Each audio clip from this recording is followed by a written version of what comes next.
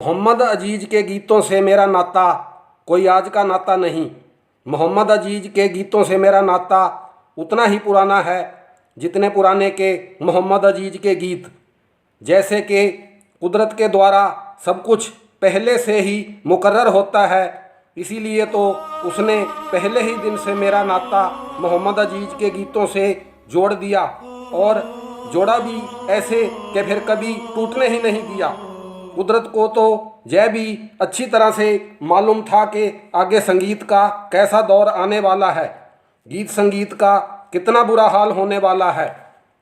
मैं यह बात बिना किसी के डर से कहूँगा कि भारतीय फिल्मी गीतों का जो सुनहरा दौर पिछले 50 से भी ज़्यादा सालों से चला आ रहा था, वह मोहम्मद अजीज पर आकर ख़त्म हो गया। संगीत की जो मिठास पिछले 50 सालों में भी नहीं फैलाई जा सकी थी, वह मोहम्मद अजीज ने अकेले ही और आते ही फैला दी। अपनी आवाज़ से हिंदुस्तानी संगीत को मालामाल कर दिया।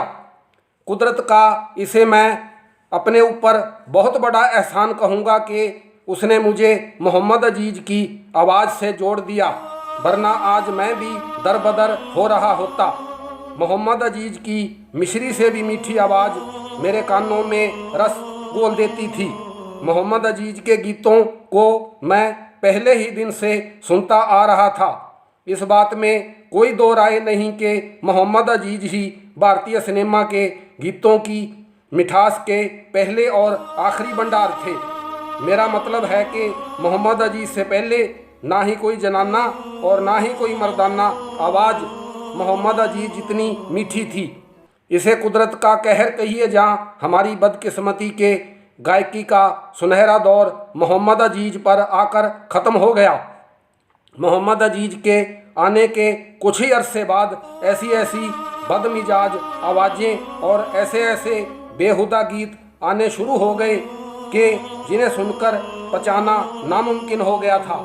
लेकिन यह बात जग जाहिर है कि मोहम्मद अजीज ने अपनी 33 साल की गायकी में एक भी गीत ऐसा नहीं गाया जिसे कि अपनी माँ, बहन और बेटी के सामने सुना ना जा सकता हो।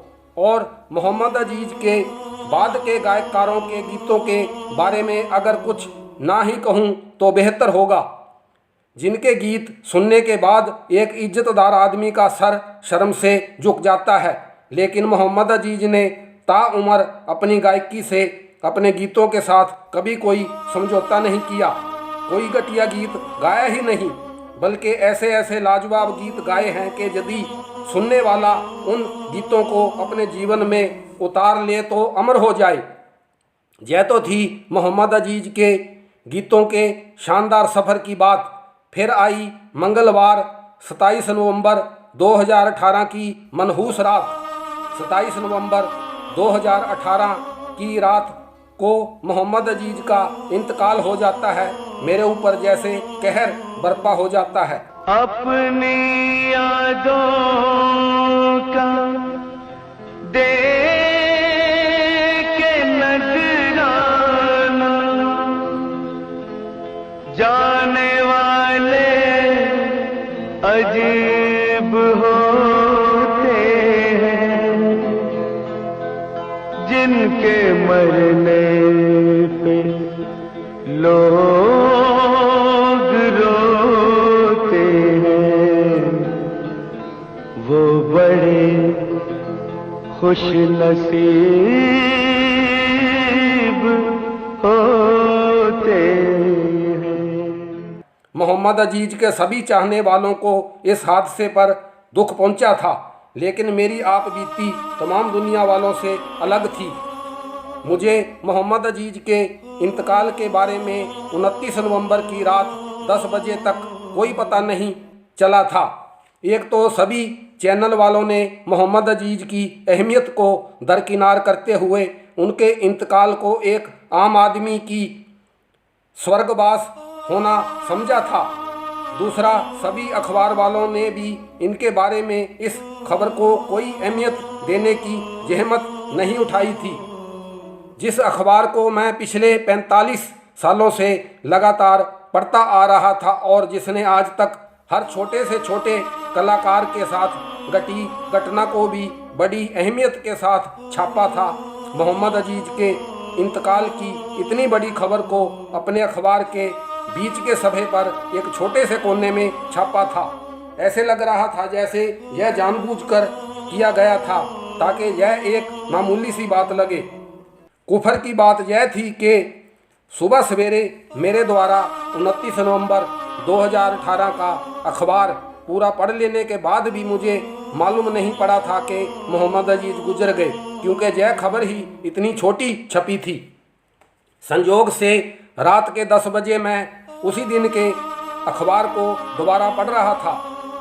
अखबार को देखते हुए बीच के पन्ने के एक कोने पर मेरी नज़र पड़ती है। गायककार मोहम्मद अजीज नहीं रहे। यह देखते ही मेरे ऊपर बिजली टूट पड़ती है। एक तो मोहम्मद अजीज का मुझसे बिछड़ना, उस पर भी सितम यह कि इतने महान गायककार के इतने बड़े हादसे का इतना छोटा समाचार। मैं गुस्से से तमतमा गया था। तभी मेरे साथ एक घटना घटती है। मेरा छोटा भाई धर्मपाल मित्तल उसी वक्त अपनी रहायश पर यही खबर पढ़ रहा होता है। उसी अखबार में मेरा भाई मुझे तुरंत फ़ोन करके पूछता है, मोहम्मद अजीज गुजर गए? क्या मोहम्मद अजीज गुजर गए?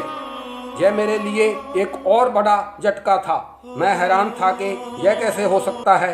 एक दूसरे से दूरी पर होते हुए भी हम दोनों को एक ही समय पर इस हादसे का पता चला था। मैं जो पहले से ही सुन्न था और भी सख्ते में आ गया था।